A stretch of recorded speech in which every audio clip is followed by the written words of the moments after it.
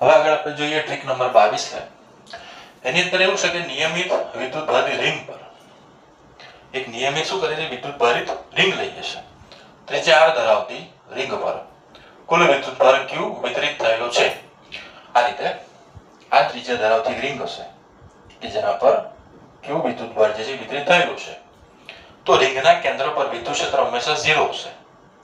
કેન્દ્રથી અક્ષ પર, અક્ષ કે એટલે x અક્ષ, અને જ્યારે વિષુવવ રેખા કે એટલે y અક્ષ. સમજો તો કેન્દ્રથી અક્ષ પર x બરાબર r ના છેદમાં √2 અંતરે વિદ્યુત ક્ષેત્રની કિંમત આપણને મહત્તમ મળે. તો એક્ઝામમાં ડાયરેક્ટ આ રીતે પણ પૂછે, પ્રશ્ન આપણને બનાવે કે ભાઈ આ ત્રિજ્યા ધરાવતી એક પાતળી વર્તુળાકાર રિંગ પર કુલ q જેટલો ધન વીજભાર સમાન રીતે વિતરિત થયેલો છે. તો રિંગના કેન્દ્રથી તેની અક્ષ પર કયા અંતરે વિદ્યુત ક્ષેત્રનું મૂલ્ય આપણને મેક્સિમમ મળે, તો શું લખવાનું, r છેદમાં √2. એ આપણે આન્સર મળી જાય ડાયરેક્ટ. તો આન્સર અહીંયા સી આવશે. ઓકે, આન્સર આપણને ખબર તો પડી ગયો.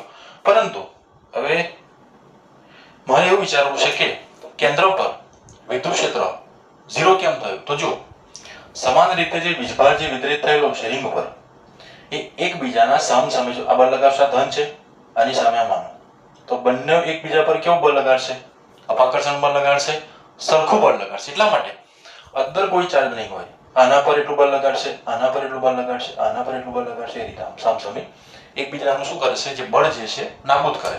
ઓકે, તો અંદર નહીં હોય. અને જેવી રીતે થોડાક આગળ આપણે વધતા જઈએ તેમ અમુક અંતર પાસે આપણને એનું વિદ્યુત ક્ષેત્રનું મૂલ્ય મેક્સિમમ મળે. અને આગળ અનંત અંતરે જઈએ એટલે કે ખૂબ મોટા અંતરે જઈએ આગળ, તો ત્યાં આગળ પર વિદ્યુત ક્ષેત્ર ઘટીને શું થઈ જાય, શૂન્ય થઈ જાય.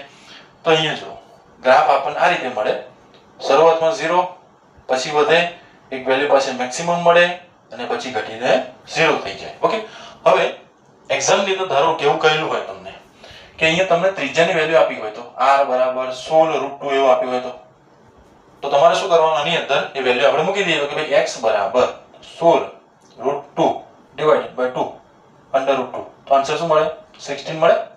આ રીતે આપણને આન્સર એક મળે. Okay, centimetre, metre, whatever.